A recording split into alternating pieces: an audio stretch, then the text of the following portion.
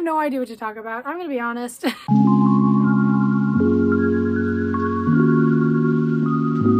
Kind of funny because when I started this YouTube channel, like, I didn't think that I would like blow up or anything, but I thought that I would get like fulfillment from it. You know, 2, maybe 3 months in, I would have more subscribers or views than I currently do. Not that I'm not thankful for you all, because I am. Whenever you search on YouTube, how do I get this many subscribers? And then they're like, oh, just do it for like 3 months and you should double your subscriber count by then. But it doesn't really happen like that. I've also been having that really weird experience where it feels like my life is just really gray. And that might be that I'm going through depression or something, and I just don't want to, you know, sacrifice that much of my paycheck to go see a therapist every month or go get medication. I don't want to have to pay for it because I live in the US and because we have to pay for healthcare.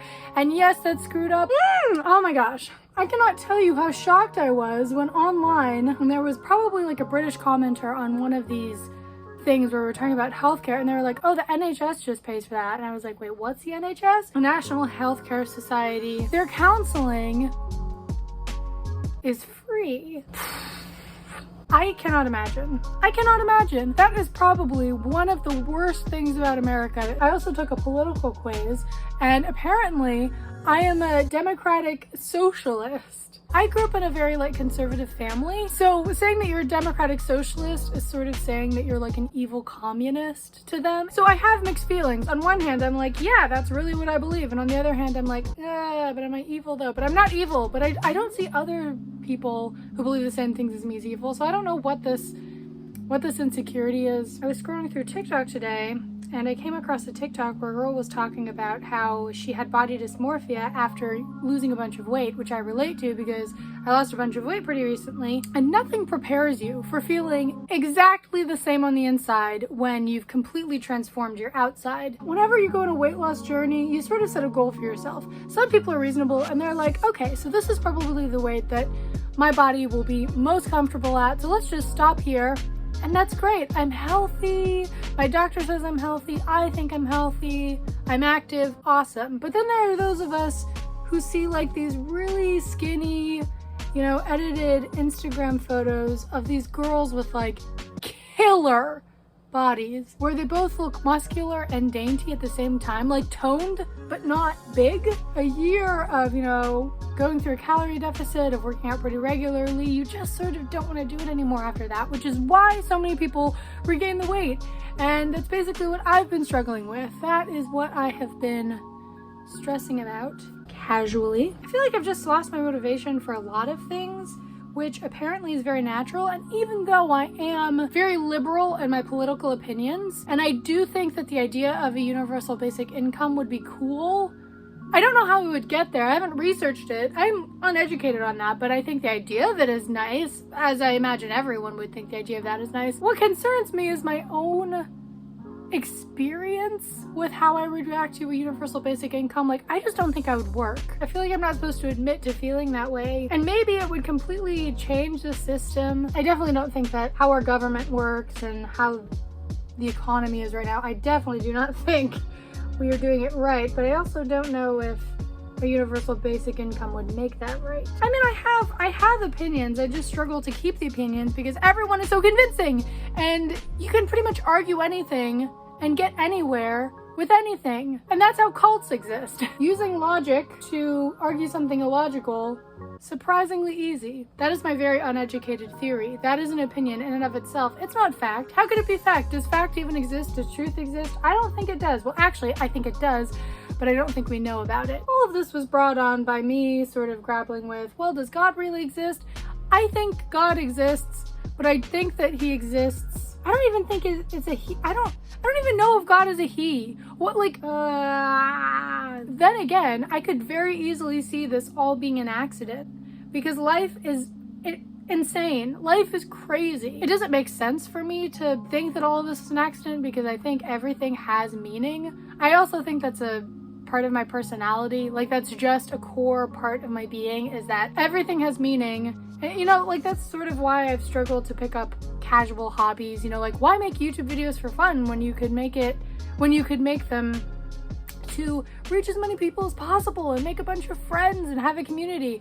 Like, it has to be for something. It can't just be, this is kind of fun, which is, it's a toxic and capitalist mindset. Which makes me wonder how much of my personality is dictated by the system that I'm in versus what my personality was in the womb. And it just really irritates me how no one can give me a definitive answer that I can say with 100% certainty is the truth and you can't change my mind and this is how it is. Like, what if we're just here to enjoy and then die? And if the goal is to be here and enjoy and then die, then our system is not right. I was talking about this with a friend. If we're taking religion into account and, we do accept or believe that God exists, and most people who believe in God, an afterlife for sure exists, that hell exists, that heaven exists, and that both are eternal, and that you decide where you go, or the free will to choose. The concept of an eternal place seems terrifying to me. Like in movies, especially about vampires, whenever they're like, do you want me to make you a vampire? Do you want me to turn you into a vampire because then you'll live forever? And then the main character has to choose, do I want to live forever? And I honestly don't think that I would sign on for eternity, no matter how cute Edward Cullen is and his crazy hair. I just think I would get tired at some point. I'm already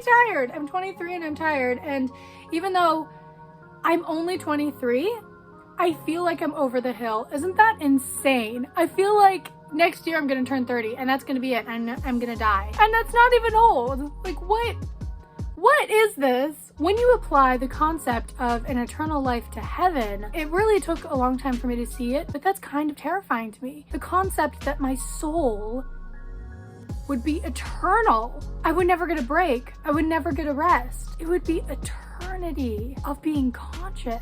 I don't know about you, but I cherish sleep. I cherish those moments in the day when I'm unconscious and I get a break and it's wonderful. But can you imagine being awake for eternity? I don't care which afterlife I'm in. Terrifying. And I was talking to a friend recently and they were like, well, yeah, most people, if they were given the chance to live for eternity, would take that chance. I say that as a Christian universalist, which is basically, I believe that everyone's gonna go to heaven, but I'm also terrified of the concept of heaven. It's a weird thing that I kind of want to go into in a separate video. I might actually turn into an annihilationist at some point. Let me explain what annihilationism is. An annihilationist believes that people who believe in God and accept God as their savior will definitely go to heaven, and then people who don't will just die. Like at the end of their life, when they die, they won't go to an afterlife. They're just done. Personally, I might prefer just sort of ceasing to exist and not having to be conscious for all of eternity. And I feel like the reason that I don't ultimately believe in annihilationism is because I think that eternity is something that's very complicated for humans to process. And I think that when I am in the afterlife and, we all reach heaven, I don't think it's gonna be scary. I was also talking about this concept with a friend, and I was like, all of these people are talking with such authority on political issues like, this is truth, this is right. In the grand scheme of the universe, we are literal ants. We are actually smaller than ants. And yet we talk with so much passion and with so much authority about the things we believe in as if we are infallible, which is kind of crazy to me. Look at how much better I look with fuller lips. I go in with Wet n Wild's lip liner. It is 651D Bear to Comment. Put on Burt's Bees as a lip gloss, and then I put on this, just like a little drop to really brighten it up. I honestly feel like with makeup, less is more. Here's why. Whenever someone photoshops something, they don't make huge sweeping adjustments. Like, they don't nip in the waist crazily, because then it's a really crappy Photoshop job because you can notice that it's fake. I apply the same theory, I guess, to applying makeup. I don't like to take huge liberties, but I'm just saying, little tweaks here or there, evening out your skin tone, putting on a little bit of eyeliner, in my case, really overlining your lips. It really makes a huge difference in the end, even though it seems like up until now, my appearance hasn't changed that much. But right now, if we compare it to how I looked at the beginning of the video, which was very washed out, I look a lot better. Thank you for watching this very useless video while I apply my makeup, as I do every single day, because my life is Groundhog Day, as I'm sure everyone's is, and I'm just waiting for the weekend to hang out with my friends, but that's fine.